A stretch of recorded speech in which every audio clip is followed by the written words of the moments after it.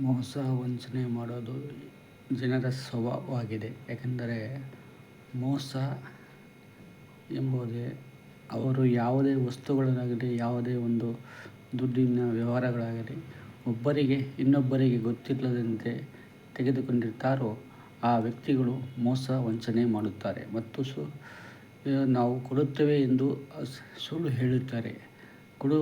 ಕೊಡುತ್ತೇವೆ ಎಂಬುದನ್ನು ಕೊಟ್ಟವನಿಗೆ ಅದು ಸತ್ಯ ಎಂದು ತಿಳಿದು ಸುಮ್ಮನಾಗುತ್ತಾನೆ. ಹಾಗಾಗಿ ಅವನು ಮೋಸ ಹೋಗುತ್ತಾನೆ. ಅದಕ್ಕಾಗಿ ಜನರು ಆ ಮಾತನ್ನು ನಂಬಿ ಎಂದು ಕೊಡುತ್ತಾನೆ ಎಂದು ಹೇಳಿದಾಗ ಅಂದೇ ಅವನನ್ನು ಹಿಡಿದು ಬಲವಂತವಾಗಿ ಕೊಡದೇ ಇದ್ದರೆ ಈಗಲೇ ಕೊಡು ಎಂದು ಜಬರ್ದಸ್ತಿ ಮಾಡಿ ಅವನನ್ನು ಒಂದು ಮಾತಿಗೆ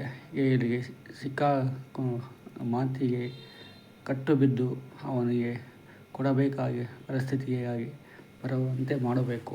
ಇಲ್ಲದಿದ್ದರೆ ಈ ಕೊಡುತ್ತೇನೆ ಎಂಬ ಮಾತನ್ನು ನಂಬಿಕೊಂಡು ಹೋಗಬೇಡಿ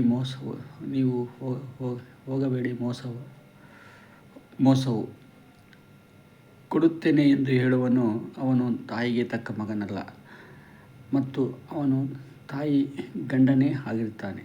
ತಾಯಿಗೆ ತಕ್ಕ ಮಗ ಆಗಿದ್ದರೂ ಅವನು ಒಂದಲ್ಲ ಒಂದಿನ ಆದಷ್ಟು ಬೇಗ ತೀರಿಸುತ್ತಾನೆ.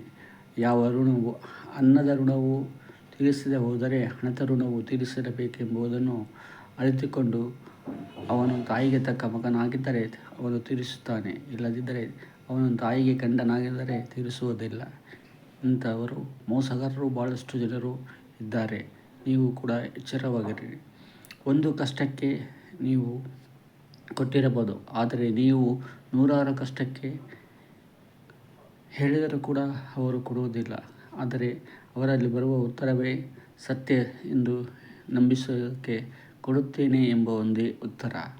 ಕೊಡುತ್ತೇನೆ ಎಂದ ವ್ಯಕ್ತಿಯು ಎಂದಿಗೂ ಕೊಡುವುದಿಲ್ಲ. ನೀವು ಕೂಡ ಆ ಮಾತು ಸತ್ಯವೆಂದು ತಿಳಿದು ಸುಮ್ಮನೆ ಆಗಿ ಬಿಡಬೇಡಿ.